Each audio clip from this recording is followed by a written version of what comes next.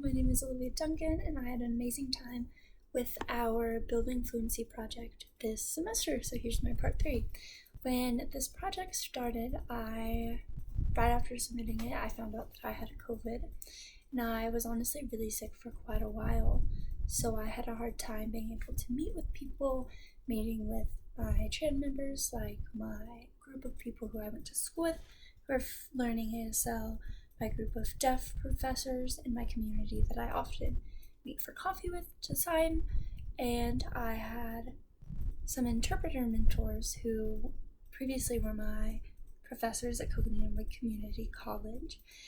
And I was really sick for a while, so I had a really hard time meeting with people. And then after that, a lot of the people who I would say are in my group of people to support me and help me progress and help me with my general practice, a lot of them had a big lot of life changes and had a lot of difficult things happen to them, so it was quite challenging to find a time to meet with them.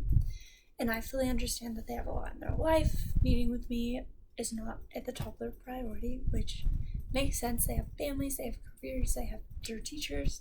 There's a lot going on, so it was hard to meet with people and to have intentional practice, but when I did meet with them, I valued it so much more and was able to work with them, have them support me, learn from them, and it was really amazing, even though I couldn't do this often as I would hope to.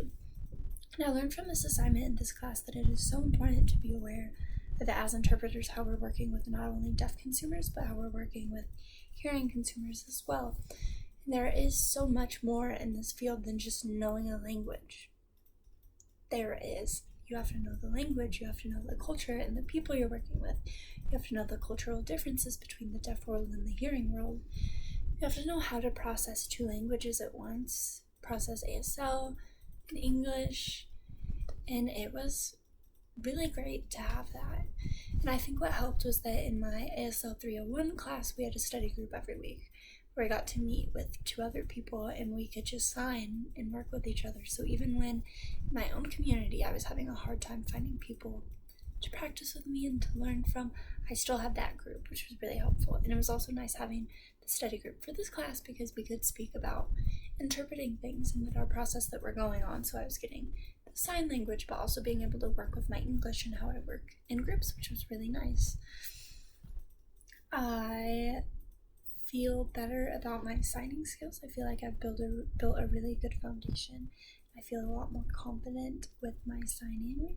I'm able to see videos of myself at the beginning and now, and I do see progress. I see that it is a little more smoother and I feel a little more confident, and I feel like people can see that in me.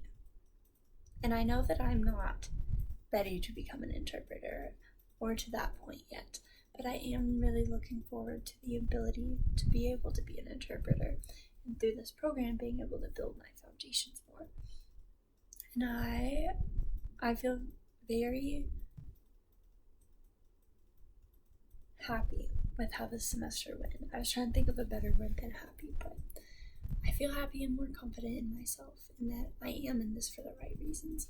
I'm in a program that's going to help me achieve the goals that I want to achieve.